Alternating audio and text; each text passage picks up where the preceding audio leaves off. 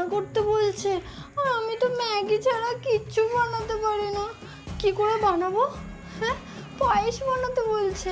2 মিনিটে। হ্যাঁ, প্রথমে প্রথমে দুধ গরম করব, তার মধ্যে চালটা দিয়ে দেবো। হ্যাঁ হ্যাঁ, তুমি ফোনে থাকবে, ঠিক আছে?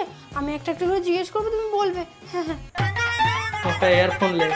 মা, আজকে না একটু প্রবলেম হয়ে গেছে। আমার শাশুড়ি মা না আমাকে বড় বড় চোখ দিয়ে দেখছিল। আরে শুধু উনি বললেন যে বৌমা, এটা তোমার শ্বশুর বাড়ি, এটা তোমার বাপের বাড়ি নয়। বাপের বাড়িতে তুমি বসে থাকতে, শ্বশুর বাড়িতে তোমাকে কিছু না কিছু কাজ করতে হবে। তো এই জন্য আমি বললাম, শাশুড়ি মা এটা তো আপনারও বাপের বাড়ি নয়, আপনারও শ্বশুর বাড়ি। তাহলে এক কাজ করুন, আপনি বাসনগুলো মেজে দিন, আমি বরং বাকি রান্নাটা করে দিচ্ছি। একদম ঠিক বলেছো, ভুল কিছু বলেনি। এরা আমাকে লিকার চা বানাতে বলছে, ওটা আবার কি করে বানায়?